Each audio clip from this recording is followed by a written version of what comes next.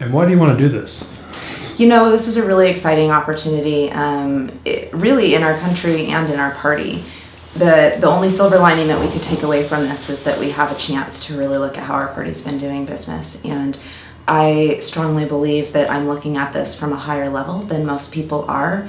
I really, when I assess problems and what's going on, I take it down to the foundational level, and I don't want to waste time having a conversation on an ideological debate about whether we're a liberal or moderate party. We've always been a big tent party that's about the people. We need to return to our core values and have a foundational conversation about our core values and how we build out from there.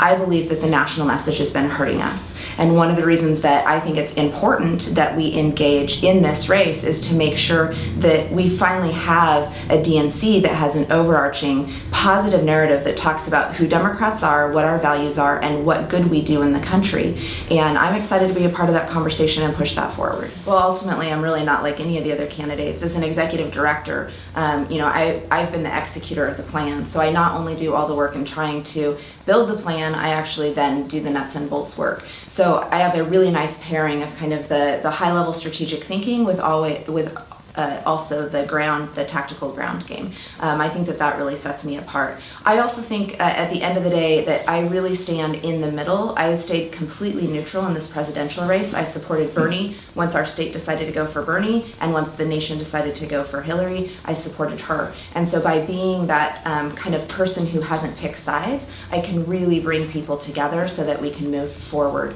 as a united group.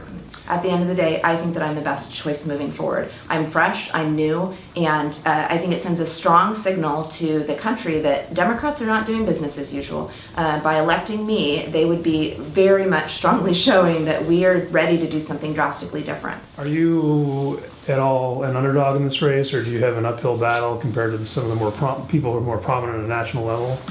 I think what I would say, I wouldn't use the word underdog. What I would say is I have a national profile to build. So I know many of the electors themselves as far as actually reaching out to those grassroots. I'm doing a lot of work this first week of the campaign to really get my word out or get my name out there in front of people. And that certainly is something that's taking a little bit of time. I've got a team of about 75 volunteers from around the country who are helping me do that. So that's great.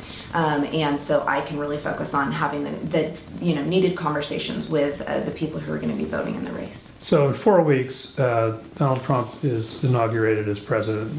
How should Democrats respond to that, and how should they react in the next 4 years? I think that it's really important that we plan a strong insurgency movement, not only against the Trump administration, but the fact that Republicans have all of the branches of government. The onus is on the Republicans now. For the last 8 years, they've blocked every single thing that they could and have been the party of no. And now it's their responsibility to actually drive this country forward. And so I think that it's important that we're vigilant and that we're standing by, ready to take action if any of our civil liberties come under fire. And so I do call it an insurgency because I think we need to be prepared for every tactic in our arsenal based on what we're seeing. Ultimately, it's going to be important that we don't just react, that we step back, observe, see what's happening, and then move forward with purpose and use whatever tactics seem appropriate with what's happening. The Democrats have no overarching message to communicate to all of America what our values are, what we stand for, and the good things that we do in the world. That's a huge issue. So instead, in kind of absence of that, what we see is this kind of silo approach to having messages that go to specific groups of voters that divide them up into these silos. And I think at the end of the day, when we did that, we had big silos that were missing, right? And so I think more than anything else, and I've heard this from across the country, we need to come back to, again, talking about our values and having something that ties us all together.